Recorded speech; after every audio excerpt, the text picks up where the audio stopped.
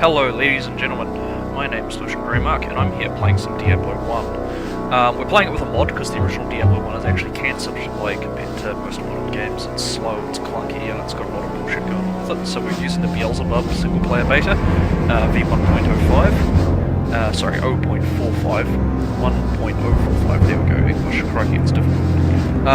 And basically what that does is it just adds a bunch of stuff to the game. There's a couple of new classes, some new items, a crafting mechanic, there's storage, they've changed up the UI, it's just a bit of Minecraft. Let's get into it. I'm going to start a new character, play the warrior, which is my preferred way to play. That is a lot of useful information there. Crikey deck, as you can see, we've obviously got a massive zoom level now. I think the original game played at about that much zoom. Yeah, that looks about right. We even have a town in the map in town now. There's a few extra options it's got here. We've turned screen shake and movies off. Combat info text and full monster descriptions are on. We've increased our town walk speed to a bonus 100%, which is the way we can do this rather than wandering around like this all the time, which is bloody annoying. And monster effects are on. All of the usual people in Tristram are still here. We can talk to Odin. But if you'll remember... hello, my friend! Stay a while and listen! And the vendors used to have that. What can I do for you? Now we have the Dark Souls, Diablo 2 style vendor icons and inventory, so that's good. There's a couple of new characters floating about. They mostly popped up from the Hellfire community mod and have been incorporated into Beelzebub, as I understand it. And I do believe your death will be avenged. All side quests are random. The sanctity of this place has been fouled. I should get every single side quest in the game.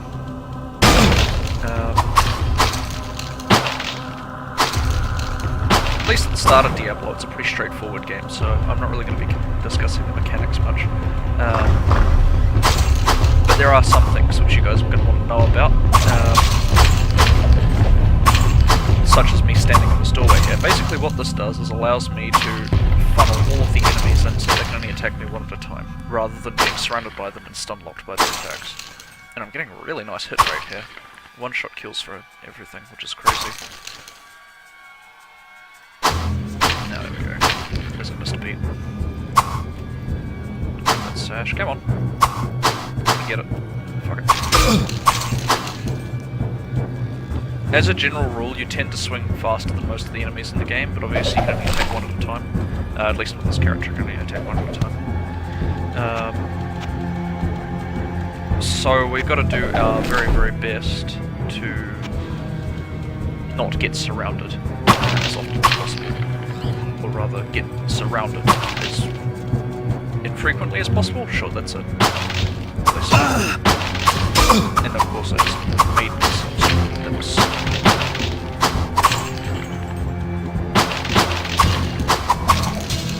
I might shift to... God. I might shift to Diablo 2 if this run-through doesn't get much interest. But I really enjoy the Beelzebub mod. It's got a lot of good stuff going on, including a lot of just new areas, just straight new areas. That was a trap that hit me in the back then. And I played Diablo 2 to the end, so maybe I'll try and play a lot of that as well.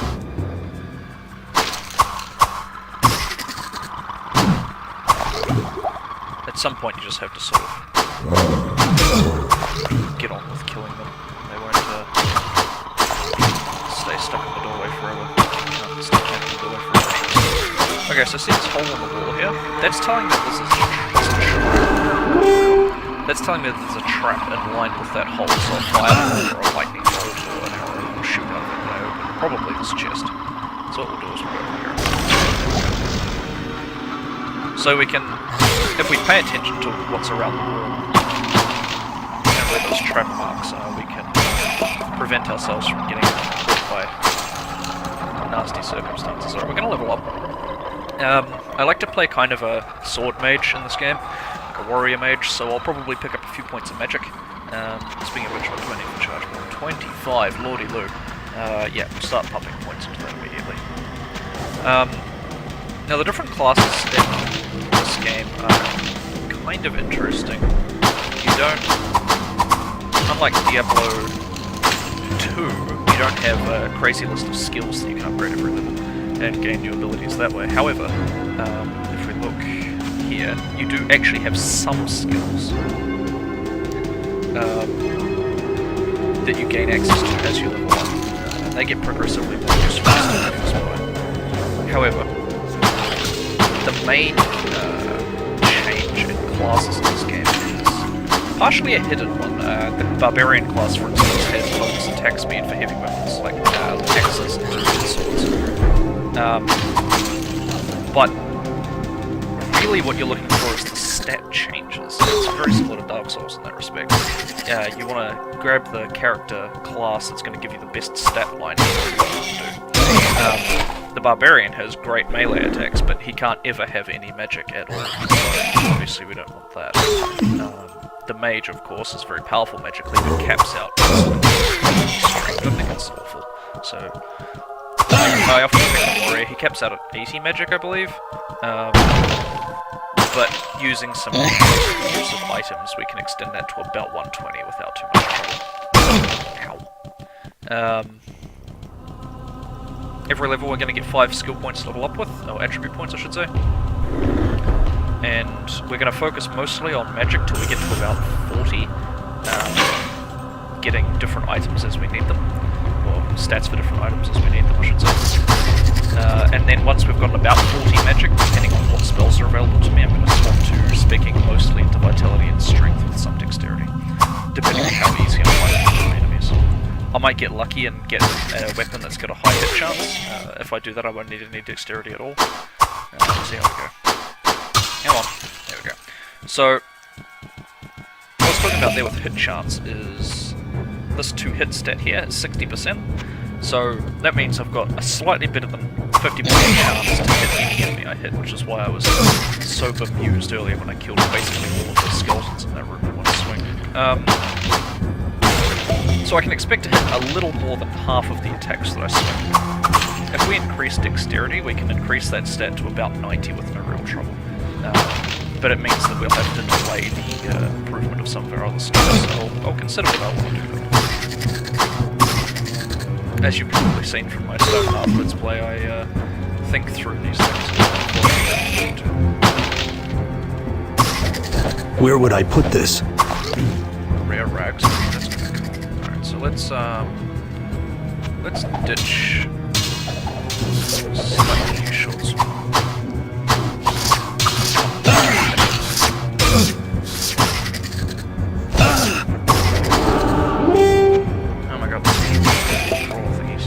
Okay, so we just got some unidentified rags. Do we have an identify scroll? We do not. Let's just check points of magic while I'm at it. You can die. We started the game with... I believe this game, the short sword we started the game with was slightly worse than the standard one. Never mind, it's actually... how much durability it's got. But there's nothing that I want to take back to television. So I can't imagine rare rags are going to be very useful, so I'll probably just end up selling them. It's just better. I've got a blue sash on me, that's nice.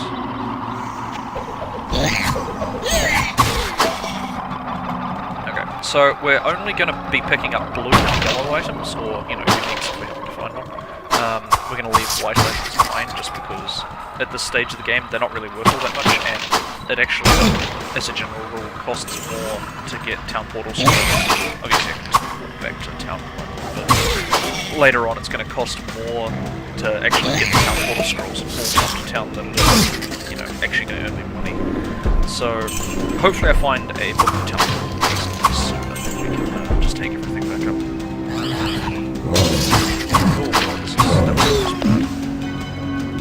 It's a good thing the fallen bloody cowards and they'll run as soon as something dies. Different enemies have different defense stats, which is why sometimes you'll see me hit an enemy. Not wow. I can take the doors, which are rude. That's awesome. Which is why sometimes you'll see me kill several enemies in a row without too much trouble, like those skeletons. And then sometimes, especially those little crawling red things, they've got a very high defense stat because they're so small. So it could take me several hits to just hit one of them, several swings to hit one of them. I'm kind of hoping I'll find a another book so I can get a book of healing, something useful.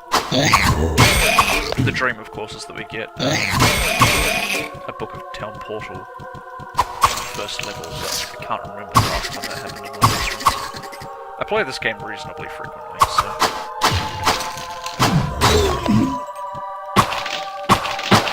quite familiar.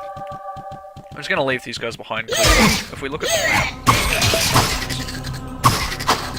the map, I'm here, and this is the room we just came out of.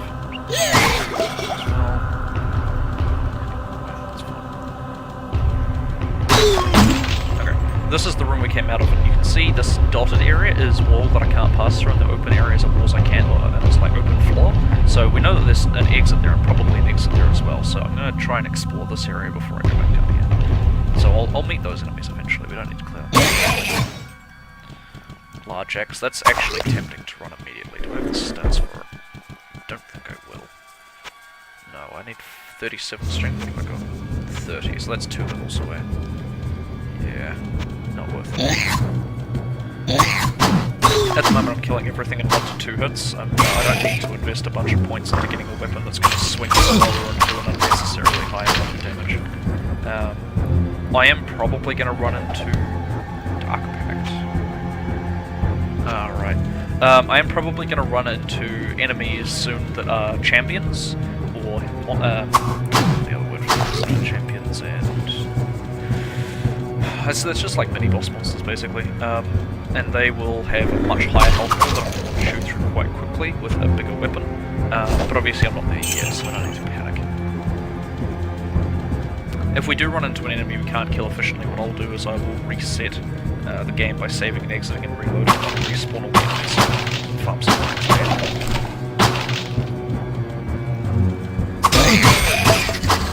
Beelzebub is a much more difficult mod of the original Diablo game, so there are probably going to be some situations where I just do a reset to get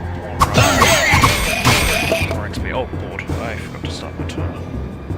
Probably been going for what? 15 minutes already? We'll call it that. So I'll go for another 15 and then I'll do another episode after the fact. Alright, there we go, time's going. Probably hasn't been 15 minutes, but we'll see.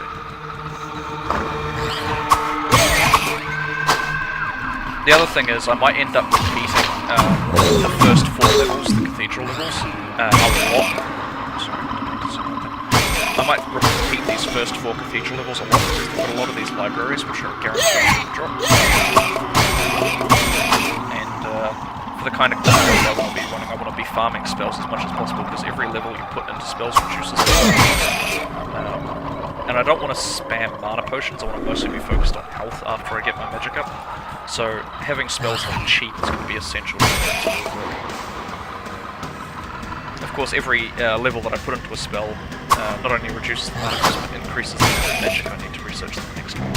So we're going to hit a point of no return.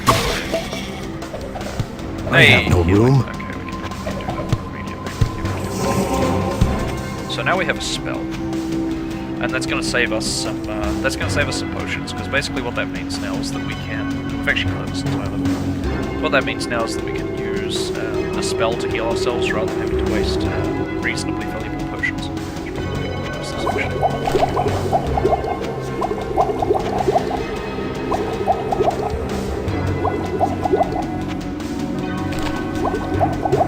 Unlike Diablo 2, Diablo 1 has a lot of consumable scrolls. That all have a built-in one-shot spell effect. So there are some that are going to be completely out of our reach to use, like teleport. It's probably just not going to be doable. Teleport mages are fun, but they actually just make the game boring after a while, because you tend to just become completely untouchable by most enemies. Especially if you've got a big mana pool, which you do as a teleport mage. Anyway.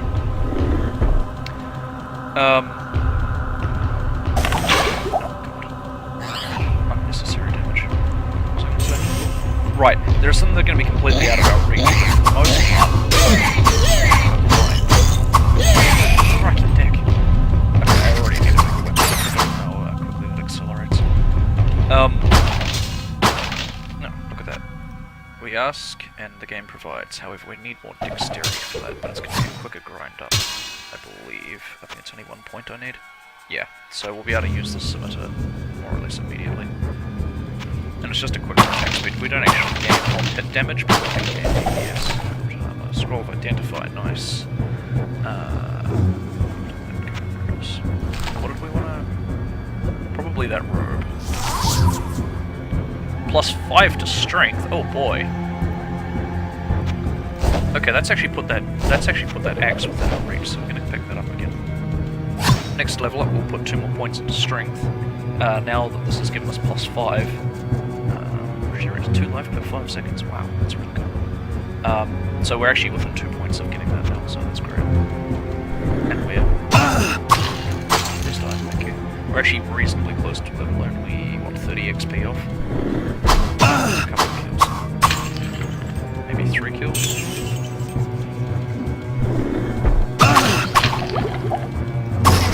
There we go. Alright, so we'll chuck a couple of points into it.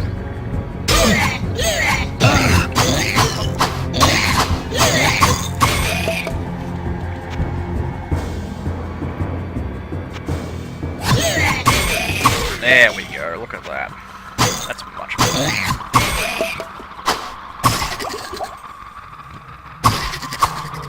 So we're going to try and heal as little as possible, and what that basically means is that I'm going to try and conserve my consumable mana potions and health potions. Mana potions being that I won't want to be casting the heal spell very much than having to use mana potions to refresh my mana pool.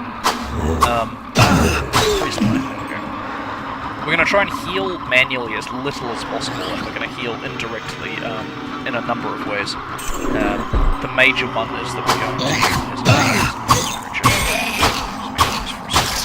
yeah, so this is why we wanted the axe, because it's actually punching and things HP people. If we tried to use the sword to do that, it would have taken much longer.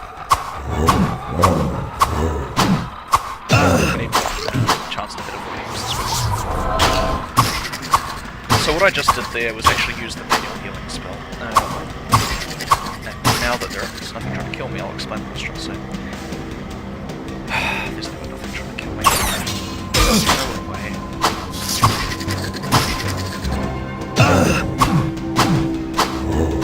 Okay. So, every time we heal manually, we're basically wasting money, because now that I've used that spell, I'm going to have to consume probably a large amount of it. What's that require? Let's just have a look here. It costs me 16 mana, so how much does heal cost me back? Not enough. So it actually takes me 3 potions at the moment to get back enough mana to cast 1 healing spell. So we want to be doing that as little as possible. So we've got a few ways to heal health without actually having to manually do it ourselves. We've got that armor set we picked up, which is going to slowly regenerate us, and we can level up, which will fully restore our health gauge. Obviously leveling up isn't going to be a long-term method of healing, because obviously the more we level up, the longer it takes to get each successive level. Although, for the most part, the leveling does maintain pretty regular for at least the first 16 levels, I think. It stays pretty good, and then it tapers off quite sharply. 16 character levels, might not get levels. God, that hurt. So we're going to try and heal directly as little as possible, and by doing so, we're just going to save money, because we're going to sell excess potions and upgrade them as we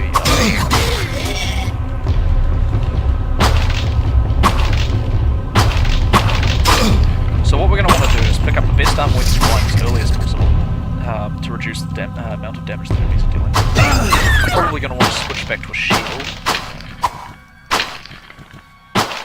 We're going to engage bosses late, so there's a few additional bosses in this game. King Lyoric is a really tricky one in this game. The Butcher is quite challenging, although not as challenging as he was in the original game, because you tend to be a bit stronger when you fight him. Anyway, so there's a few optional bosses in this game that we're going to tackle, not as late as we possibly can, because that's just a waste of XP, but we're going to tackle them later than you otherwise would, because that's going to give us more money for the late game, although not a significant amount of extra money for the late game. Already we're starting to see, in the bottom of the corner here, you can see that my chest piece and my belt are being damaged. Oh my god. So much damage.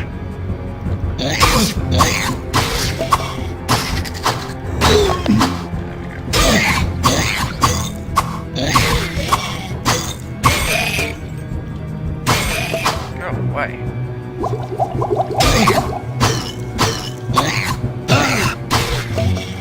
Okay, so that got me into 19 miles. Oh. I can't carry anymore. Pricks. Trapped chests are annoying as fuck.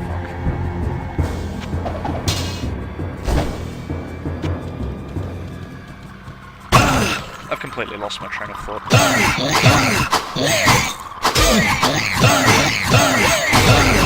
That was close.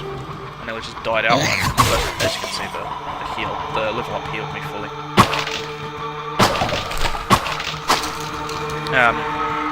I could see that my level up bar was literally one heal away from being a level up, so I didn't want to waste a whole potion on one level. There we go, so now we've got Dark Pact, and what that does is it sacrifices some of our health and restores mana. It's not super efficient right now, but as we level it up, it'll get to the point where we can use Dark Pact, heal, using the heal spell. Go away. Heal using the heal spell before we get back to the Dark Pact, and will actually heal us more than we do damage. In fact, it does that already now. Problem with being, of course, that it's got a minute cooldown.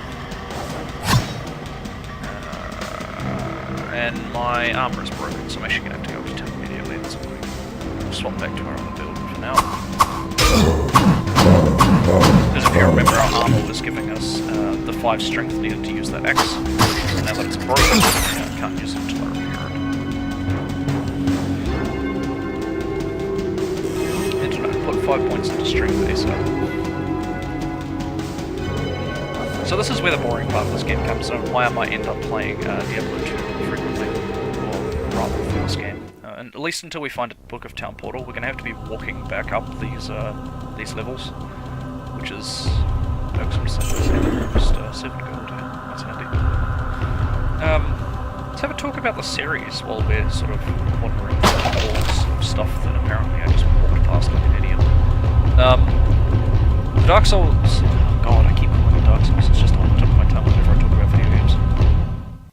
The Diablo franchise was produced some years ago now, and it was over a decade of waiting between Diablo 1 and 2, and then a somewhat shorter wait between Diablo 2 and 3 if memory serves. I'm glad. Like maybe 8 years. The village. I'm just gonna pick up a few of these quests for you. Hello, my friend. They were sort of Stay a while and listen. a genre-defining series of games that really pushed the boundaries of exactly what can I do for you? Video game in this day and age. Wow, that's +3 damage taken from enemies. That's actually shite. Let's get rid of that as well. That's worth a lot of money. That's worth literally nothing. +1 to dexterity. That's more worthwhile to sell than keep. And that's just never mind, it's shit. That's really good.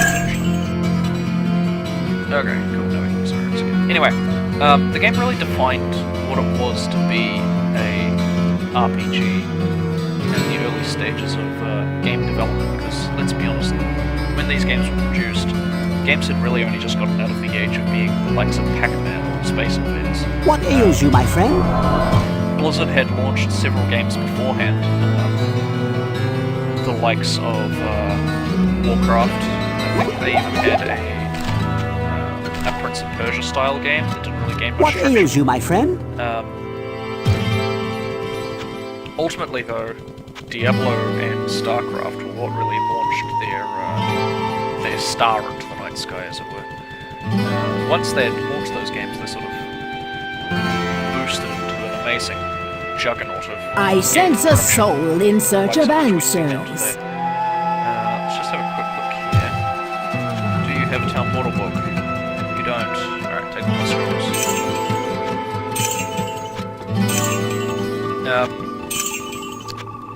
Diablo 1 was, yes, a genre-defining game, but it had a lot of issues. The big one was the slow walk speed. It took a long forever to get anywhere in this game, and that was immediately remedied by Dark Souls 2, which introduced running. Of course, in this game, this mod I should say, we have our ever-present ability to dash around the place in town, but of course, when we're in the dungeon itself, we've got to walk, because if we could run around, it would completely break the balance of the game. Archers are more or less the most dangerous enemy you will fight in this game, archers and mages, because they can run at the same speed or a quicker speed than you, and just outpace you as a warrior. I sense a soul in search of answers. Which is why... I'm just going to grab a scroll town portal. Which is why we need to have magic. So, what we're going to do is we're going to build up a character that can handle enemies that are close and enemies that are far without too much trouble. And mostly we're going to use magic to achieve that. Belt slots here. So with these belt slots I can use 1, 2, 3, 4, and 5 on the keyboard to automatically use that item, and then it will just drop whatever items above them into the slot below. Yeah. So, other games had done character progression before, although not quite as well as Diablo ended up doing. It was really the first game of its kind to introduce the idea of developing stats and such. Even the likes of Dungeons & Dragons, you tended to start with the stat line and stick with it, you didn't really upgrade your attributes. Diablo came along, and of course you've got your 4 core attributes that you can improve as you like. And the game kept track of that far easier than any pen and paper game could be, and that's what really launched the genre of action RPG games like Diablo into the greater world. And of course now we have games like Path of Exile, Diablo 3, Grim Dawn, Titan Quest by the same company. Games that wouldn't have ever been possible without the innovation of Blizzard when they made this game. And of course the innovation when they made the next 2 games in the series. Diablo 2 is widely regarded by many people to be one of the best action RPGs of all time. Although some people claim now that Diablo 3 is better. Personally, I disagree with them just because the end game is grindy and boring, but that's a personal preference rather than an objective one. Although I suppose, strictly speaking, it could be an objective thing, but we're not going to go into that today. What we are going to go into is some of the systems and things that got developed up around the game, at least until I find some interesting ways to fight. Oh god, the game is so clunky.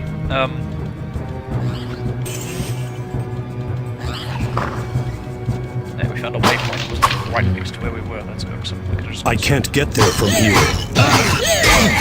Oh my lord. God, these things.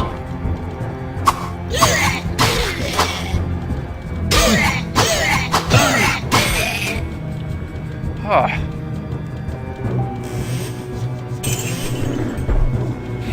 Okay. Sort of now that we're back into the main swing of things, we're going to stop blathering about the game and actually just play it. Although, we are actually past our time, so what I'm going to do is I'm going to end this recording here, get this all edited and uploaded to YouTube, and we'll see you again in the next episode. Thanks for watching. My name was Lucian Greymark, playing Diablo. Hope to see you next time. Have a good day.